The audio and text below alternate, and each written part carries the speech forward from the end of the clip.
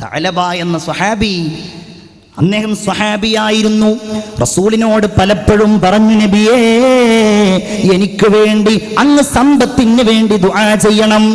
റസൂലുള്ള പറഞ്ഞു, വേണ്ട സഅലബ, കാശൊന്നും വേണ്ട, അതുണ്ടായാൽ വലിയ ബുദ്ധിമുട്ടായിരിക്കും. വേണ്ട നബിയേ, ദുആ ചെയ്യണം.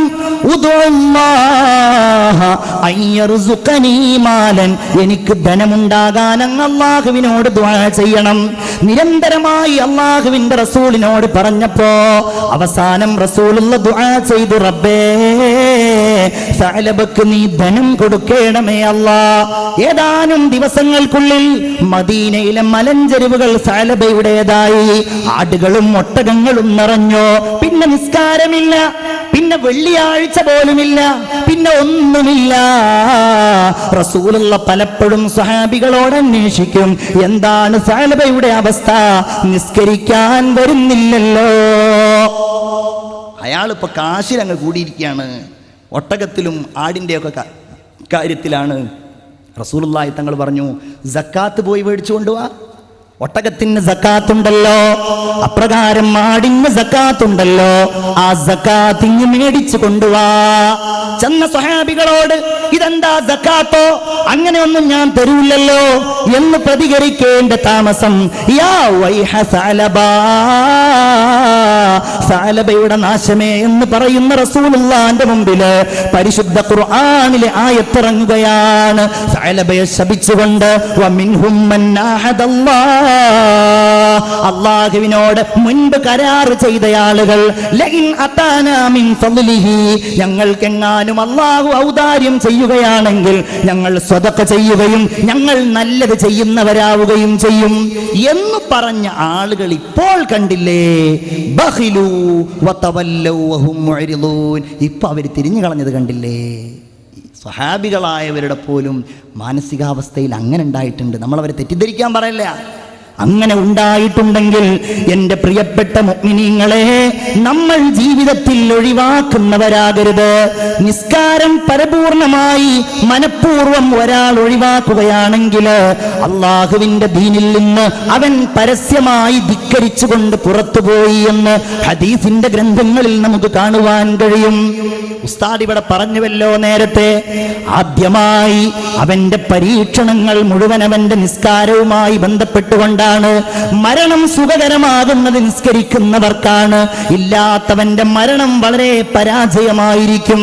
അവന്റെ ഖബറിന്റെ ഏകാന്തതയിലേക്ക് അവന്റെ നിസ്കാരം കടന്നു വരികയും ഖബറിൽ നിസ്കാരം അവന് സ്വാന്തനമേകുകയും ചെയ്യുമെന്ന് ഹബീബായ നബി മുഹമ്മദ് മുസ്തഫ.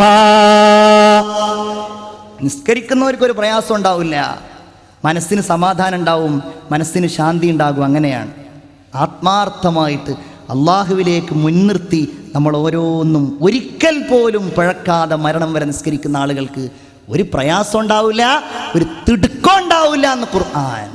ഒരു തിടുക്കം അവർക്കുണ്ടാവില്ല, ദുന്യാവ് വാരിക്കൂട്ടാനുള്ള അത്യാഗ്രഹം ഉണ്ടാവില്ല. അപ്രകാരം എന്തെങ്കിലും ഒരു സങ്കടം വരുമ്പോഴേക്ക് പ്രയാസം ഉണ്ടാവില്ല, അല്ലേ?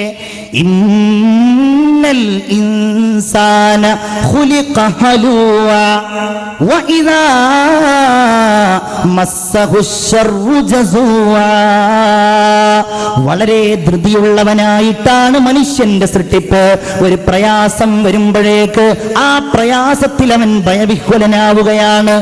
ഒരു പ്രയാസം വരുമ്പോഴേക്ക് വഇദാ മസ്സഹുൽ ഖൈറു മനൂവ, ഒരു സന്തോഷം വരുമ്പോഴേക്ക്, അല്ലാഹുവിന്റെ ഒരു അനുഗ്രഹം വരുമ്പോഴേക്ക് ഇത് പടച്ചോനെ ഒന്ന് ഓർത്ത് ചെയ്യേണ്ട സംഗതിയല്ല എന്ന് അവനങ്ങ് വിചാരിക്കുകയാണ്. പക്ഷേ ഇല്ലൽ മുസല്ലീൻ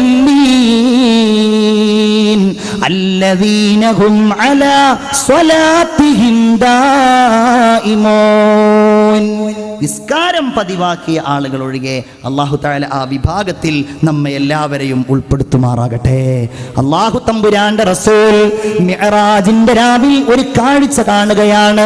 ഒരു വിഭാഗം ആളുകൾ വലിയ പാറക്കല്ലുകൾ അവരുടെ തലയിലേക്ക് ഇങ്ങനെ ഇടുകയാണ്.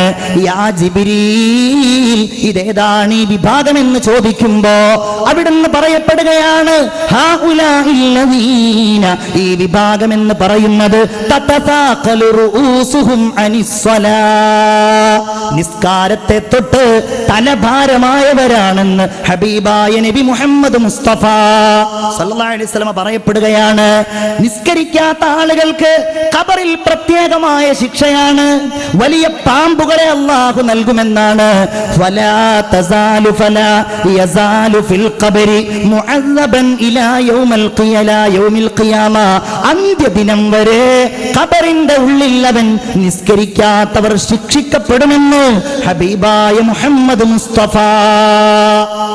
നോക്കൂ നിങ്ങൾ, ഒരിക്കൽ റസൂലുള്ളാഹി ദുആ ചെയ്തു, അല്ലാഹുമ്മ ലാ തദഇ ലനാ ശഖിയ്യം വലാ മഹ്റൂമാ. പടച്ചോനെ, ഞങ്ങളുടെ കൂട്ടത്തിൽ നീ പരാജിതനെയും അപ്രകാരം നിന്റെ അനുഗ്രഹങ്ങൾ തടയപ്പെട്ടവനെയും നീ ചേർക്കല്ലേ എന്ന് ദുആ ചെയ്തു. എന്നിട്ട് ചോദിച്ചു, സഹാബാ, നിങ്ങൾക്കറിയുമോ ആരാണ് ഇപ്രകാരം പരാജിതനും അതുപോലെ അനുഗ്രഹങ്ങൾ തടയപ്പെട്ടയാളും? ഇല്ല നബിയെ, ഞങ്ങൾക്കറിയില്ല. എന്നാൽ നിങ്ങൾ കേട്ടുകൊള്ളുക, താരിഖുസ്സലാ, നിസ്കാരം ഒഴിവാക്കിയവനാണ്. അല്ലാഹു തആല പരലോകത്തേക്ക് മഹ്ശറിലേക്ക് ഒരുമിച്ച് കൂട്ടുമ്പോ നിസ്കാരം ഒഴിവാക്കിയ ആളുകളുടെ അവരുടെ മുഖം മുഴുവൻ അല്ലാഹു കറുപ്പിച്ചുകൊണ്ടായിരിക്കും ഒരുമിച്ച് കൂട്ടുക എന്ന് ഹബീബായ നബി മുഹമ്മദ് മുസ്തഫ സല്ലല്ലാഹു അലൈഹി വസല്ലം. ഇങ്ങനെ തീരാത്ത ശിക്ഷകളാണ് അവർക്ക് വാഗ്ദാനം ചെയ്യപ്പെട്ടിട്ടുള്ളത്. ഒരിക്കലും തീരാത്ത ശിക്ഷകൾ. ഖബറിൽ നിന്ന് ഓരോ ചോദ്യങ്ങൾ ചോദിക്കുന്നതാണല്ലോ. ആ ചോദ്യത്തിന് ഓരോന്നിനും മറുപടി പറയാൻ കഴിയുക മുഅ്മിനീങ്ങളെ അല്ലാഹു തആല തൗഫീഖ് ചെയ്യുമാറാകട്ടെ. നിസ്കരിക്കുന്നവർക്ക് മാത്രമാണ്. റബ്ബ് ആരാന്ന് ചോദിക്കുമ്പോൾ അല്ലേ, നിസ്കരിക്കുന്നവനല്ലേ അല്ലാഹു റബ്ബി എന്ന് പറയാൻ പറ്റൂ? അല്ലേ? അപ്രകാരം നിന്റെ റസൂൽ ആരാണെന്ന് ചോദിക്കുമ്പോൾ നിസ്കാരത്തിൽ ആ നബിയോട് സലാം പറഞ്ഞവർക്കല്ലേ, സ്വലാത്ത് ചൊല്ലിയവർക്കല്ലേ നിന്റെ റസൂൽ മുഹമ്മദ് നബിയാന്ന് പറയാൻ പറ്റൂ? നിന്റെ ഖിബ്ല ഏതാണെന്ന് ചോദിക്കുമ്പോ വൽ കഅബത്തു ഖിബ്ലതീ, മുന്നിട്ട് നിസ്കരിച്ചവർക്കല്ലേ അത് പറയാൻ പറ്റൂ? നിന്റെ ഇമാം ഏതാണെന്ന് ചോദിക്കുമ്പോ വൽ ഖുർആനു ഇമാമി, എന്റെ ഇമാം, എന്നെ നയിക്കുന്നത്, എന്റെ എല്ലാം ഖുർആനാണെന്ന് പറയാൻ കഴിയുന്നത് നിരവധി ഓത്തുകൾ, നിരവധി പാരായണങ്ങൾ ആ നിസ്കാരങ്ങളിൽ നിർവഹിച്ചവർക്കല്ലേ സാധ്യമാവുകയുള്ളൂ. അല്ലാഹു തമ്പുരാൻ നമുക്കതിന് തൗഫീഖ് ചെയ്യുമാറാകട്ടെ.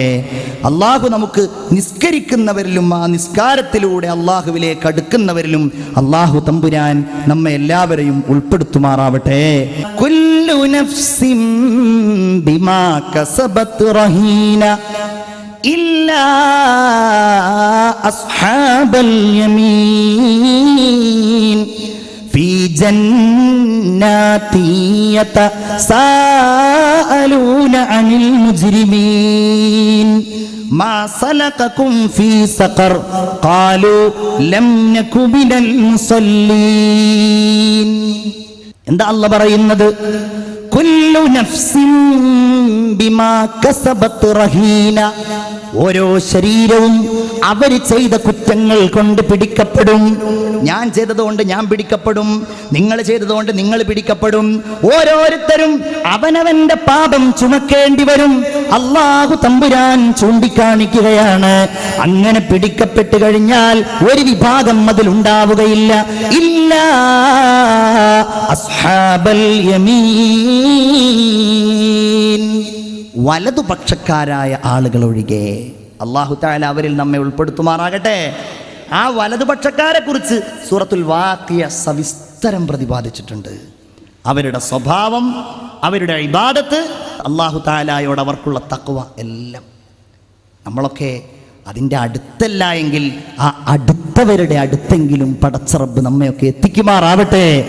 ബഹുമാനപ്പെട്ട സയ്യിദ് അലവി മൗലദ് ദവീല സയ്യിദ് അവറുകളൊക്കെ, ആ വലിയ മഹാന്മാരൊക്കെ ഈ പറഞ്ഞവരോ അല്ലെങ്കിൽ ഇതിന് മുകളിലുള്ള ആളുകളോ ആയിരിക്കും. അസ്ഹാബുൽ യമീനിൻ്റെ മുകളിൽ അസ്ഹാബുൽ മുഖറബൂൻ എന്ന് പറഞ്ഞ വേറൊരു വിഭാഗമുണ്ട്. അള്ളാഹുവിലേക്ക് വളരെ അടുത്ത ആളുകൾ. ഏറ്റവും അടുത്ത ആളുകൾ മിനൻ നബീന വസ്സുദ്ദീഖീന വശുഹദാഇ വസ്സാലിഹീൻ. നബിമാരിൽ നിന്ന്, പ്രവാചകന്മാരിൽ നിന്ന്, സ്വാലിഹീങ്ങളിൽ നിന്ന് അവരിൽപ്പെട്ടവരായിരിക്കും ഇവരൊക്കെ. പടച്ചോൻ നമ്മളൊക്കെ അവരുടെ എരുത്തിരുന്നു കൊണ്ട് ഈ ദീന് പറയുന്നത് കൊണ്ട്, വാള് പറയുന്നത് കൊണ്ട്, നല്ലത് ചെയ്യുവാൻ പ്രതിജ്ഞ എടുക്കുന്നത് കൊണ്ട് നമ്മയും അവരുടെ കൂടെ സ്വർഗത്തിൽ ഒരുമിപ്പിക്കുമാറാവട്ടെ. വലതുപക്ഷക്കാരൊഴികെ, വലതുപക്ഷക്കാരായ ആളുകളൊഴികെ ഫീ ജന്നാത്ത്, അവര് സ്വർഗത്തിലായിരിക്കും. യതസാഅലൂന അനിൽ മുജ്രിമീൻ. സ്വർഗത്തിൽ നിന്ന് അവർക്ക് എന്താ പണി? ഈ നരകത്ത് കിടന്ന പാപികളായ ആളുകളെ കുറിച്ച് ഇങ്ങനെ സംസാരിക്കുക. നമ്മളുടെ കൂട്ടത്തിലുണ്ടായിരുന്ന VIP ആണല്ലോ അത്, മൂപ്പര് നരകത്തിലാണല്ലോ, ഇതെന്താ പറ്റിയത്, ഇങ്ങനെ ചോദിക്കും. ഏതായാലും അവർ തീരുമാനിക്കും നമുക്കെല്ലാവർക്കും അവരുടെ കൂടെ ഒന്ന് പോയിട്ട് നമുക്കൊന്ന് ചോദിച്ചാലോ.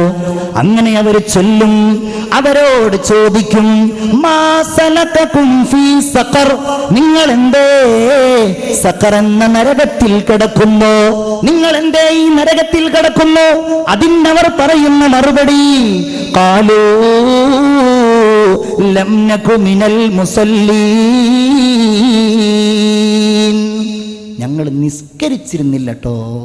ഞങ്ങളെല്ലാം നല്ലത് ചെയ്തിരുന്നപ്പോഴും ഞങ്ങൾ നിസ്കരിച്ചിരുന്നില്ല, ഞങ്ങൾ പാവങ്ങൾക്ക് ഭക്ഷണം നൽകിയിരുന്നില്ല.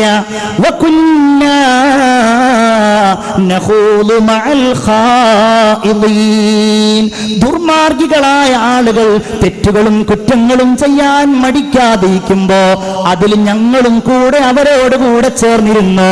അതുകൊണ്ടാണ് ഞങ്ങളും നരകാഗ്നിയിൽ കിടന്നത് എന്ന്.